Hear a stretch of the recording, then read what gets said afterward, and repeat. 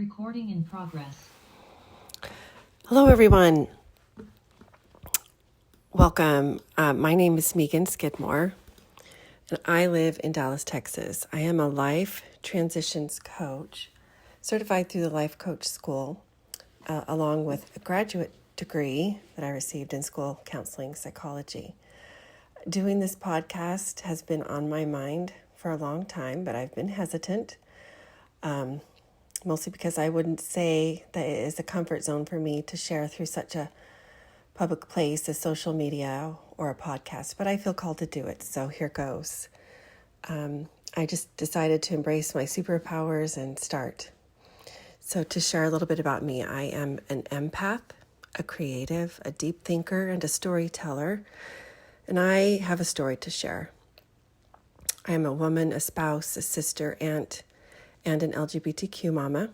I was born and raised LDS, and a little over 3 years ago, my faith journey pivoted. It was right around the time we found out that my youngest identified as Q+. Q+ is a shortened term used to refer to the LGBTQIA2+ community. I like to use Q+, which is very common. Since starting this journey, I've done lots of research, reading, gained insight, some of which I hope to share with you over the course of this podcast. Perhaps some of it will resonate with you. Perhaps some of it will give you opportunity to think about things a little differently. At any rate, I'm shooting from the hip, so thank you for coming along for the ride. So as I previously mentioned, my faith journey pivoted about 3 years ago. And what began then was nothing short of what I call a custom-made, road less traveled, personalized to me journey of what God had in store for me in order to learn and grow. It was a baptism by fire, you might say. Since then, I like to characterize my path not only as a pivot in my faith journey, but a faith expansion of sorts. To call it a faith crisis has not really ever resonated with me. To me, the word crisis implies that something has gone terribly wrong. And in hindsight, vision is always clearer. And as such, I can see that many things have in fact gone incredibly right. Now, no, I didn't say easy, but right.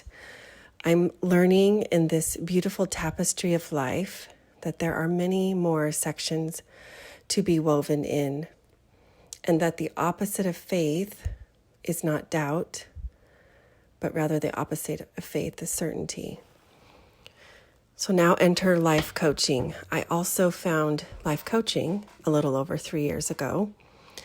It was a few weeks into the pandemic through Jody Moore's Be Bold program. It was also then that I got curious about where she was trained, and I found the link to the Life Coach School on her website. Finding it was all part of my divine path, and I knew it from the moment I saw it. So September 2020, I started the coach certification program, certified April of 21, and then I finished the year-long program September of 2021. All along this journey, as a mom of an LGBTQ kiddo, I have felt like I have been blazing my own trail. There were not immediate resources available. However, this same time period is when I felt led to find coaching. I also found the book Love Boldly, written by Becky McIntosh. She also introduced me to the North Star organization. It was around this time I found the book and podcast Listen, Learn, and Love by, quote, Papa Richard Osler. I found Ben Shalati and Charlie Bird with their respective books, A Walk in My Shoes and Without the Mask, and their podcast Questions from the Closet. I came in contact with Faith Matters podcast at this time, Allison Dayton and Jenny Hunter of Lift and Love organization founded by Allison. So, virtually across the miles, these and many more individuals and and resources became huge lifelines for me. And so I've always appreciated those who have, gone ahead, shared their experience, been open, been vulnerable, been able to lean on their wisdom and their experience. And so truthfully, my hope is to join arms with them, with others, in being vulnerable, being open, authentic, and maybe, as a result, be able to provide support, a lifeline, a light for others who find themselves resonating with my journey. There is a phrase that I heard, and perhaps you did growing up, in the LDS faith. I know beyond the shadow of a doubt. It was often heard, usually shared from the pulpit.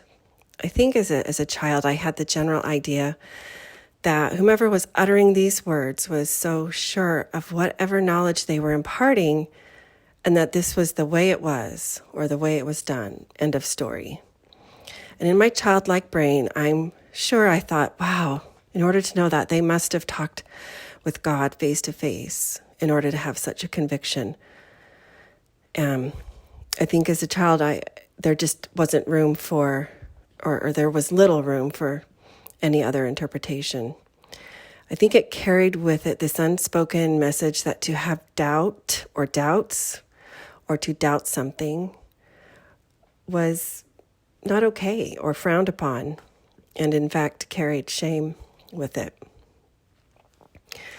I personally have since learned for myself that is not true, at least in my experience. Doubt is actually a sister to faith. They walk hand in hand. They are two sides of the same coin. So I hope to shed light and to normalize talking about what is a traditionally taboo topic in religious circles. I have come to learn for myself the beauty of doubting, and also the truth of this statement by Brian McLaren, taken from his book, Faith After Doubt. He says the greatest threat to our moral and spiritual health wasn't questions or doubts, but rather dishonesty or pretense about our questions or doubts. So on that note, I look forward to starting this journey of authenticity, of sharing, of imparting ideas and wisdom. I'd love feedback. I'd love questions, things that you might like addressed. So I look forward to continue this and sharing more next time. If you don't already, please follow me on Instagram and Facebook, simply Meagan Skidmore Coaching.